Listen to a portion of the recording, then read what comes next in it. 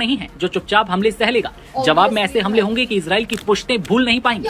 अब समझिए कितना हमला खतरनाक था ये। शुरुआती जानकारी के मुताबिक दूतावास Hey guys, welcome back to our channel। तो जिस वीडियो पे रिएक्ट करने जा रहे हैं वो है India media stern by Pakistan bold warning to Israel. तो देखते हैं कि जो बेसिकली पाकिस्तान है उसने क्या वार्निंग दी है इजराइल को, और इससे जो इंडिया मीडिया वो तो शॉक ही हो गया है काइंड ऑफ। सो फिर आप भी देखिए, हम भी देखते हैं। Let's start. आज की वीडियो में हम देखेंगे कि इजराइल ने ईरान में मौजूद पाकिस्तान के सफारत खाने के करीब मिसाइल फेंका। तो पाकिस्तान ने साफ साफ इजराइल को बता दिया है कि पाकिस्तान को कतर समझने की गलती हरगिज ना करे, जिस पर भारतीय मीडिया हैरान हो गया है। पाकिस्तान ने इजराइल को धमकाते हुए कहा कि वो कतर नहीं है जो चुपचाप हमले सह लेगा। जवाब में ऐसे हमले होंगे कि इजराइल की पुश्तें भूल नहीं पाएंगी। अब वहीं इजराइल ने तेहरान में पाकिस्तानी दूतावास के पास बमबारी की। पाकिस्तानी दूतावास के पास एक बम क्या फटा, मुनीर के शूरवीरों का पारा 7वें आसमान पर पहुंच गया। अब इस्लामाबाद से धमकी दी जा रही है। पाकिस्तान स्ट्रेटेजिक फोरम कह रहा है कि पाकिस्तान कोई कतर नहीं है जिसे दबाया जा सके। पाकिस्तान बहुत चिंतित है और धमकाया भी है खुली तौर पर इजराइल को कि आप जो कतर न समझे पाकिस्तान को, क्योंकि पाकिस्तान इस पर जवाबी कार्रवाई कर सकता है। क्योंकि वहां ये पाकिस्तान ने वार्निंग दे दी कि देखो हम कतर नहीं है कि जो हम चुप बैठ जाएंगे, हम तुम्हारी बैंड बजा देंगे। तो तुम्हारा वही हुआ क्या? ताजा धमाके पाकिस्तानी दूतावास और राजदूत के आवास के बहुत करीब हुए। बस फिर क्या था? पाकिस्तान बुरी तरह भड़क उठा। इस्लामाबाद से नेतन्याहू को सीधी चेतावनी दी गई। अगर उनके डिप्लोमेट्स को कुछ हुआ तो वो इजराइल को बहुत मानेंगे। यहाँ पर पाकिस्तानी नागरिक हैं और पाकिस्तान का साफ कहना है कि हमारे एक भी नागरिकों को अगर नुकसान होगा तो उसका मुंहतोड़ जवाब दिया जाएगा इजराइल को। कि पाकिस्तान चुप नहीं बैठेगा, वो कतर नहीं है। क्योंकि कहीं ना कहीं पाकिस्तानी दूतावास को निशाना बनाते हुए इजराइल ने ये साफ कर दिया है कि अब कहीं ना कहीं ईरान की मदद करने वाला पाकिस्तान उसका दुश्मन हो सकता है। लेकिन हुआ क्या? ताजा धमाके पाकिस्तानी दूतावास और राजदूत के आवास के बहुत करीब हुए। बस फिर क्या था? पाकिस्तान बुरी तरह भड़क उठा। इस्लामाबाद से नेतन्याहू को सीधी चेतावनी दी गई। क्या धमकी दी? इजराइल का हमला कितना खतरनाक था? पाकिस्तान दूतावास को धमाके में कितना नुकसान हुआ? हर सवाल का जवाब आपको वीडियो में मिल जाएगा। दरअसल इजरायली हमले की गूंज पाकिस्तानी हुक्मरानों तक पहुंची है। इस हमले को लेकर पाकिस्तान बौखला गया है और उसने इजराइल को कड़ी चेतावनी दी है। पाकिस्तान ने इजराइल को धमकाते हुए कहा कि वो कतर नहीं है जो चुपचाप हमले सह लेगा। जवाब में ऐसे हमले होंगे कि इजराइल की पुश्तें भूल नहीं पाएंगी। अब समझिए कितना हमला खतरनाक था ये। शुरुआती जानकारी के मुताबिक दूतावास परिसर सीधे तौर पर निशाना नहीं बना और पाकिस्तान के सभी राजनयिक और स्टाफ सुरक्षित हैं। दूतावास के खिड़कियों के कांच भी सलामत हैं, लेकिन आसपास की इमारतें धमाकों से बुरी तरह दहल चुकी हैं। इस हमले के बाद पाकिस्तानी सरकार से जुड़े पाकिस्तान स्ट्रेटेजिक फोरम ने कड़ी टिप्पणी की और इजराइल को धमकी दी। बयान दिया, याद रखो पाकिस्तान कोई कतर नहीं है जो चुपचाप हमले सह लेगा। अगर दुनिया में कहीं भी हमारे डिप्लोमेट्स को नुकसान हुआ तो जवाब ऐसा होगा कि जिसे इजराइल की पीढ़ियां भूल नहीं पाएंगी। बता दें कि ईरान, इजराइल और अमेरिका के बीच जारी युद्ध अब चौथे हफ्ते में प्रवेश कर चुका है। पूरी दुनिया की अर्थव्यवस्थाओं पर बुरा असर पड़ रहा है। बार बार शांति की बातें हो रही हैं, लेकिन नतीजा शांति के हक में जाता नहीं दिखता। शांति और युद्ध विराम की बात करने वाले हर देश की जुबान पर युद्ध और धमाकों के ऑर्डर भी सुनाई पड़ रहे हैं। इसी बीच इजराइल और अमेरिका ईरान के तेहरान, काशान और आबदान जैसे कई शहरों में बार बार हमले ये लोग कर रहे हैं, जिससे जंग और तेज होती जा रही है। पाकिस्तान के दूतावास के पास हमला हुआ। हमलों ने संकट में एक और नया भू राजनीतिक तनाव जोड़ दिया, खासकर तब जब पाकिस्तान ईरान और अमेरिका के बीच संतुलन बनाने की कोशिश कर रहा है। भले ये ऊपरी तरह से हो, झूठा हो, लेकिन संतुलन बनाने की कोशिश है। पाकिस्तान ने खुद मध्यस्थता की पेशकश की थी। इस्लामाबाद के अधिकारियों ने कहा है कि अगर अमेरिका और ईरान दोनों सहमत हों तो पाकिस्तान बातचीत की मेजबानी करने के लिए तैयार है। रिपोर्ट्स में यह भी कहा गया कि पाकिस्तान में अमेरिकी और ईरानी प्रतिनिधियों के बीच सीधी बातचीत की तैयारी चल रही है। हालांकि इसकी स्वतंत्र रूप से पुष्टि नहीं है। जर्मनी के विदेश मंत्री योहान वाडेफुल ने कहा है कि अमेरिका और ईरान के बीच पहले भी अप्रत्यक्ष बातचीत हुई है। बहुत जल्द पाकिस्तान में एक बैठक हो सकती है। यानी एक तरफ जंग के मैदान में बम मिसाइलें बरस रही हैं, दूसरी तरफ कूटनीति के मोर्चे पर धमकियां, चेतावनियों का दौर तेज हो गया है। ऐसे में सवाल यही है, क्या तेहरान के धमाकों से पाकिस्तान और इजराइल के बीच नया टकराव शुरू हो सकता है, या फिर पाकिस्तान वाकई इस जंग में शांति का रास्ता निकाल पाएगा? आपको क्या लगता है? वहीं इजराइल ने तेहरान में पाकिस्तानी दूतावास के पास बमबारी की, जिसके बाद डाकिया शहबाज टेंशन है और दुनिया को दिखाने के लिए इजराइल को गीदड़ धमकियां भी दे दिया। देखिए,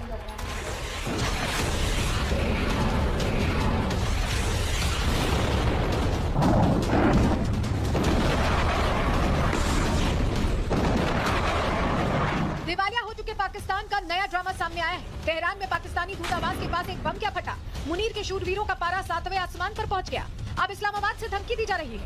पाकिस्तान स्ट्रेटेजिक फोरम कह रहा है कि पाकिस्तान कोई कतर नहीं है जिसे दबाया जा सके, और अगर उनके डिप्लोमेट्स को कुछ हुआ तो वो इजराइल को बहुत मानेंगे। यानी जिस मुल्क की फौज चंदे के दम पर सरहद पर टिकी है, वो अब बेंजामिन नेतन्याहू को डराने की हिमाकत कर रही है। पाकिस्तान की तरफ से कुछ जो स्ट्रेटेजिक ग्रुप्स हैं उनका कहना है कि पाकिस्तान चुप नहीं बैठेगा, वो कतर नहीं है, वो मुझे लगता है मिडल ईस्ट नहीं है, कि शायद वो ये भी कहना चाहेंगे।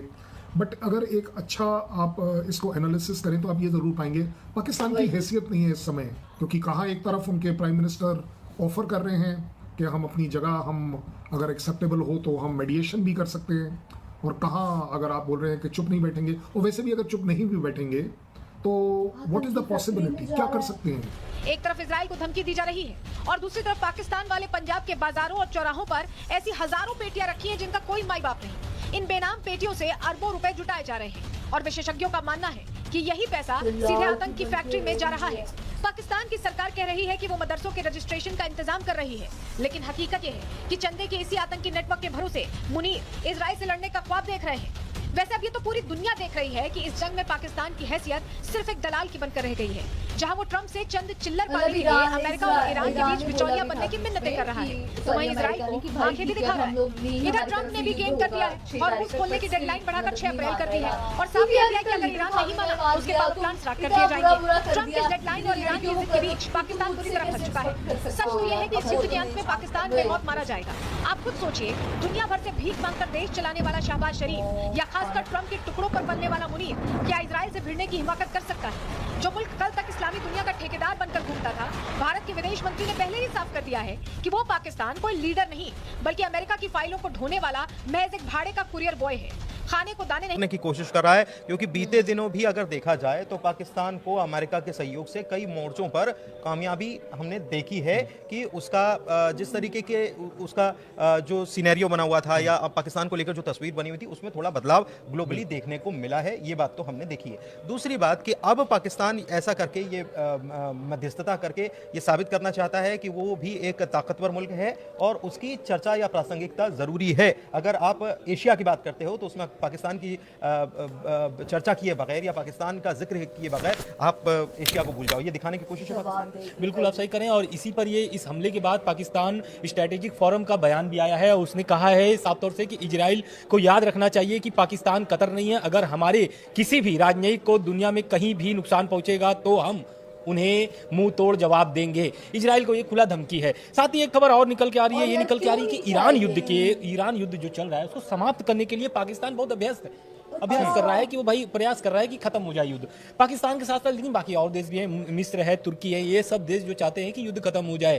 क्योंकि देखिए अभी खबर जो 24 घंटे पहले खबर निकल के आई थी कि पाकिस्तान की जो 10 टैंकर हैं और वो टैंकर स्ट्रेट ऑफ हॉर्मुज़ से गुजरने नहीं दिया है ईरान जो है कि अब एक तरीके से शक करने लगा है पाकिस्तान पर। क्यों? क्योंकि ये जो बयान मैं बता रहा हूँ 10 टैंकर जो उनके फंसे हुए हैं तेल के, ये खुद ट्रंप बता रहे हैं। ट्रंप के बयान से निकला है। ट्रंप ने इसकी खुद पुष्टि की है कि पाकिस्तान वाले झंडे को ईरान अब स्ट्रेट ऑफ हॉर्मुज़ से गुजरने नहीं दे रहा है। तो कहीं ना कहीं Pakistan Pakistan based strategic forum ने इजराइल को चेतावनी दिया। अब देखिए पाकिस्तान की ही तरफ से आई है क्योंकि सरकारी बैग्ड है, तो जो सरकार का स्टैंड होता है वही इनका स्टैंड होता है। तो यहाँ पे 2 चीजें हैं। एक तो पाकिस्तान की जो एम्बेसी है तेहरान के बगल में, वहां पे अटैक हुआ। अब कोई पाकिस्तानी ऑफिशियल इंजर्ड नहीं हुआ, घायल नहीं हुआ, बट एकदम तेहरान जो हार्ट है ना, वहां पे एम्बेसी है, रिहायशी एरिया है, बहुत पॉश एरिया है, तो वहां पे अटैक हुआ। इजराइल की स्ट्राइक पिन पॉइंट होती है, सारा सा भी मिसकैलकुलेशन होता तो ये पाकिस्तान की एम्बेसी उड़ा देती और उस समय पाकिस्तान के लोग मरते और वहां पे पाकिस्तान को कुछ ना कुछ करना पड़ता, बट ऐसा हुआ नहीं। तो क्योंकि एम्बेसी के बगल में अटैक हुआ तो ये पाकिस्तान ने वार्निंग दे दी कि देखो हम कतर नहीं है कि जो हम चुप बैठ जाएंगे, हम तुम्हारी बैंड बजा देंगे, we will beat you like hell, तुमको बहुत मारेंगे। ऑफिशियल स्टेटमेंट है कि हम तुमको इतना मारेंगे इजराइल को बोला है पाकिस्तान ने कि तुम देख लो, फिर हम कतर नहीं है कि कतर पे तुमने बम बरसा दिए तो चुप बैठेंगे। तो ये पाकिस्तान की वार्निंग है, we are no Qatar, we will beat hell out of them. ठीक है, तो ये जो बोला है ये बहुत ही एग्रेसिव टोन है, बहुत ज्यादा एग्रेसिव टोन हो जाती है। वही। अब ये बोला क्यों है, हम इस पहलू पे ध्यान देंगे। क्या वाकई में पाकिस्तान इजराइल भिड़ेंगे, इस पे भी ध्यान देंगे। क्या कैसे पाकिस्तान इस वॉर में एंटर कर सकता है, इस पे भी ध्यान देंगे। इंसान आखिरकार इतनी स्ट्रॉन्ग वार्निंग क्यों दे रहा है? क्योंकि देखिए ये डिप्लोमेटिक रेड लाइन क्रॉस नहीं हुई है, बट क्रॉस हो जाती। अमेरिका की ईरान में एम्बेसी नहीं है। अच्छा, पता है आपको कतर में क्या हुआ था? मैं थोड़ा सा कंटेक्स्ट दे देता हूं आप जिनको नहीं पता है कि कतर में मीटिंग हो रही थी, है ना, प्रॉपर हमास के लोग बैठे हुए थे। इजराइल ने वहां पे बम मार दिया, जिसकी वजह से पिछले सितंबर की घटना है। पिछले सितंबर में ही 17 सितंबर को पाकिस्तान और सऊदी अरेबिया ने एक डिफेंस पैक्ट साइन किया। और दोस्तों हालांकि उसकी डिटेल्स अभी तक सामने नहीं आई है, बट ये बात साफ है कि पाकिस्तान ने अपना न्यूक्लियर बॉम्ब भी सऊदी अरेबिया को ऑफर किया, या शायद उसमें हो, है ना।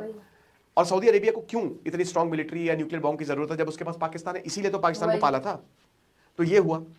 तो भयंकर। अब इस पे क्या हुआ ना कि कतर भी डर गया और पूरा मिडिल ईस्ट वेस्ट एशिया डर गया। तो इजराइल किसी के कंट्रोल में नहीं है, हमको इस बार भी साफ दिख गया। उधर दोस्तों अमेरिका ईरान के बीच में बातचीत चल रही है और ईरान इजराइल आपस में भिड़े हुए हैं। इजराइल लगातार बमबारी कर रहा है। अभी मैंने लेक्चर लिया था ना, रिजीम को टारगेट उसने फिर से कर दिया। तो इजराइल किसी की सुनता नहीं है। इसी को लेकर पाकिस्तान ने तगड़ी वार्निंग दे डाली, लेकिन टोन बहुत एग्रेसिव है। पाकिस्तान इजराइल के रिश्ते कभी अच्छे नहीं थे, ना रहेंगे। इजराइल को लेकर पाकिस्तान में बहुत ज्यादा नफरत है, पब्लिक बहुत ज्यादा नफरत करती है। अभी शिया वाला हिसाब किताब हमने देखा, अमेरिका के एम्बेसी को फूंक दिया भाई, 21 लोग मर गए। हालांकि आसिम मुनीर इस समय अमेरिका के साथ है। अमेरिकन एक्सपर्ट्स ये कह रहे हैं कि व्हाइट हाउस का जितना एक्सेस इस समय शहबाज शरीफ और आसिम मुनीर को मिला, इतना आज तक किसी प्रेसिडेंट को या प्राइम मिनिस्टर को जो पाकिस्तान में रहा नहीं मिला।